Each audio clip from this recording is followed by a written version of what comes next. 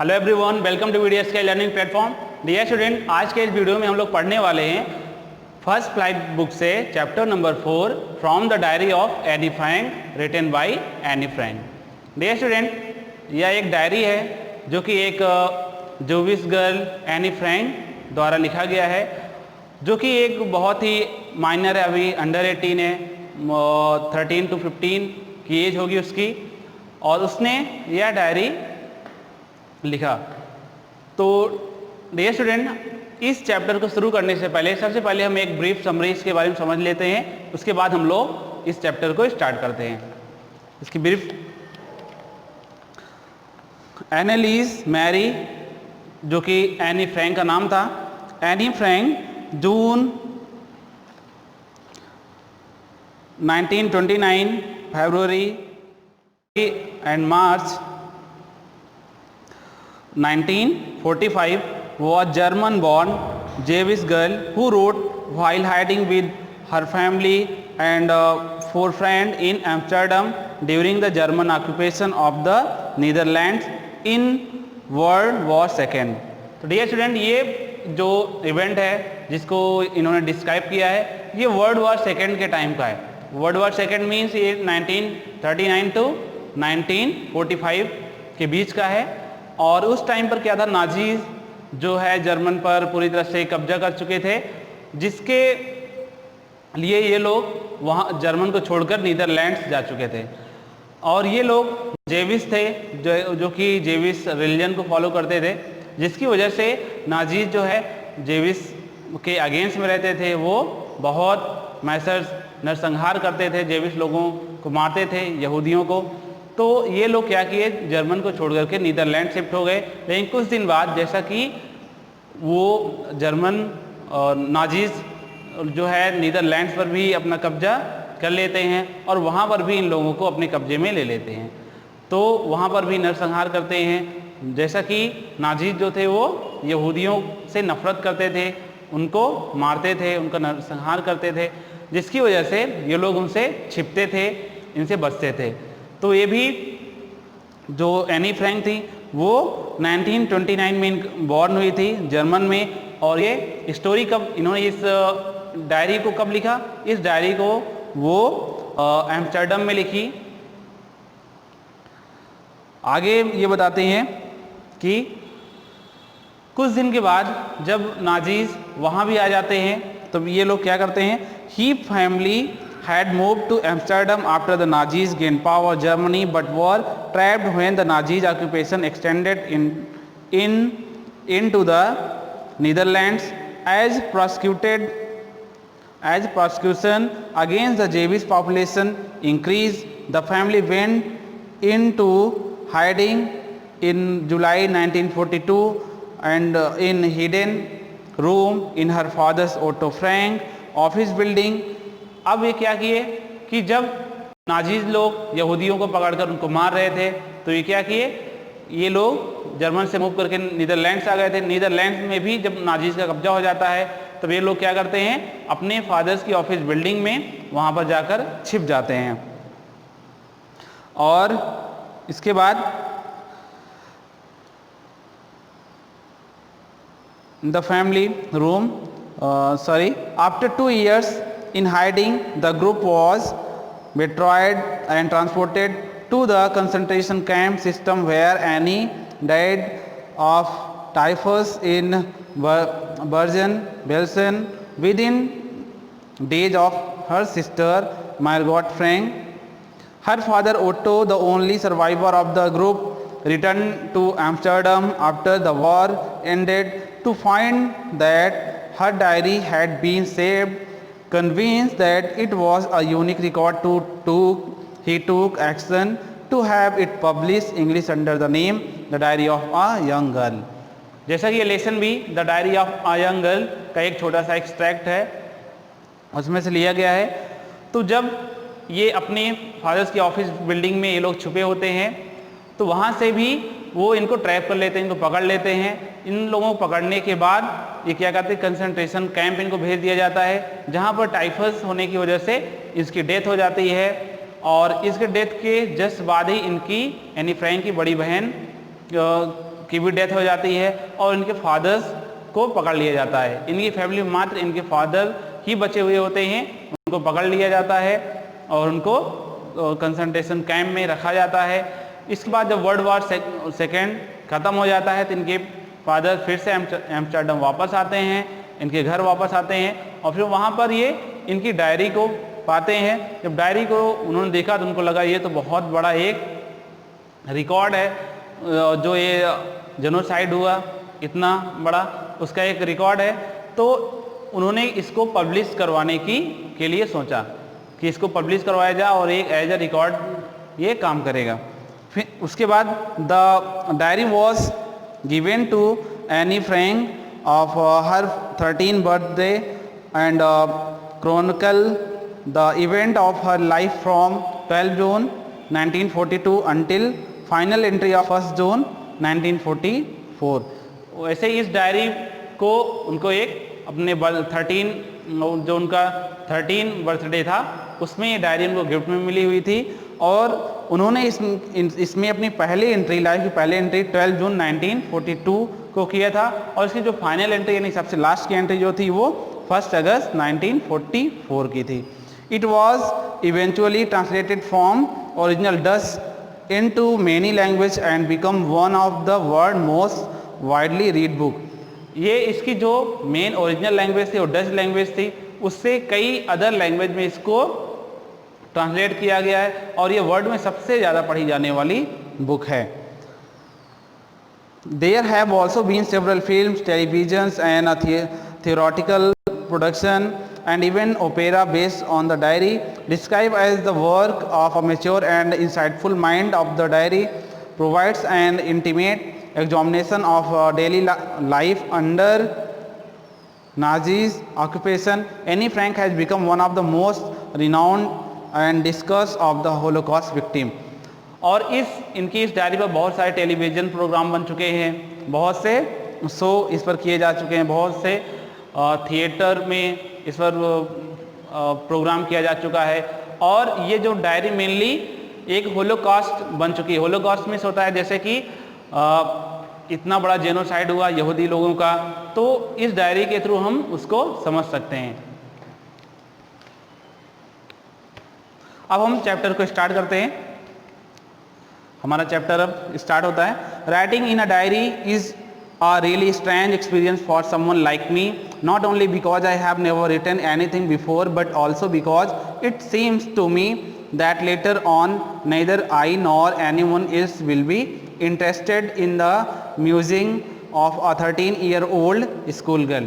अब वो यहाँ पर एनी फ्रैंक बोल रही हैं कि वैसे भी डायरी लिखना मेरे लिए भी बहुत ही स्ट्रेंज एक्सपीरियंस है, बहुत ही विचित्र अनुभव है, क्योंकि कोई भी पर्सन एक 13 ईयर्स गर्ल्स के बारे में नहीं सोच सकता कि उसका अभी माइंड कितना डेवलप है और ये नहीं सोच सकता एक 13 ईयर की गर्ल कितना लिख सकती है या कितना इंटरेस्टेड लिख सकती है कि इसे हम लोग समझ सकें।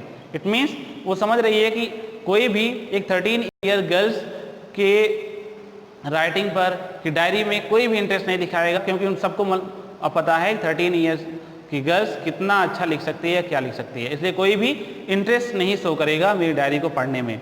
इसलिए मुझे भी बहुत ज़्यादा इंटरेस्ट नहीं है, लेकिन बट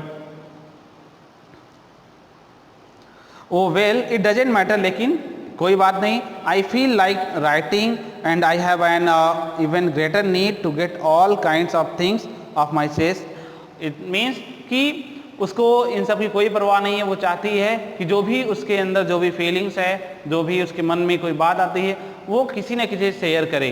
तो क्या करती है वो उस डायरी में वो उसको नोट कर देती है, उस डायरी से उसको वो शेयर कर देती है, इसलिए वो उसके लिए बहुत ही हेल्पफुल है, एज अ फ्रेंड है। Paper has more patience than people. I thought of this saying on one of those days when I was feeling a little depressed and was sitting at home with my chin in my hands। वह अपने घर पर कभी अपने गाल पर अपना हाथ रख के सोचती रहती है, फिर सोचती कि पेपर के पास कहीं ज़्यादा पेशेंस होता है तब लोगों के पास। इट मीन कि पेपर से डायरी में कोई चीज़ लिखना वो ज़्यादा आसान होता है, क्योंकि वो ना तो आपसे क्वेश्चन कर सकता है, ना तो किसी को बता सकता है और ना तो किसी और से शेयर करेगा, वो आपकी फीलिंग्स बिना किसी बोरिंग के, बिना किसी क्वेश्चन के सुनेगा। आप उसमें कुछ भी लिख सकते हैं, वो कोई क्वेश्चन नहीं, ना तो किसी से शेयर करेगा, ना तो वो बोर होगा, बल्कि किसी पर्सन से आप अपनी फीलिंग्स को शेयर करते हैं, अपनी प्रॉब्लम को शेयर करते हैं, तो हो सकता है वो इंटरेस्टेड ना हो सुनने में, वह किसी और से शेयर कर दे। तो पेपर के साथ ऐसा नहीं है, पेपर के साथ आप कितना भी शेयर करोगे वो बोर नहीं होगा, वो इंटरेस्ट रखेगा, जितना भी बताओगे वो सब सुनता जाएगा। इट मीन्स जितना भी आप लिखोगे वो मना नहीं करेगा। तो इस वजह से वो कह रही है पेपर के पास ज़्यादा पेशेंस होता है in the compare of people.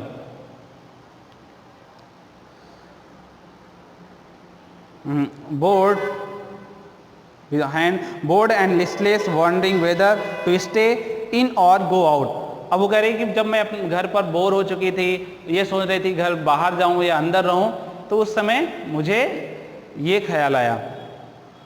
I finally stayed where I was brooding. Yes, paper does have more patience. उसके बाद फाइनली उसको समझ, वो घर पर रुक गई और उसको ये समझ आया कि पेपर के पास वाकई ज़्यादा पेशेंस होता है, वास्तव में ज़्यादा पेशेंस होता है।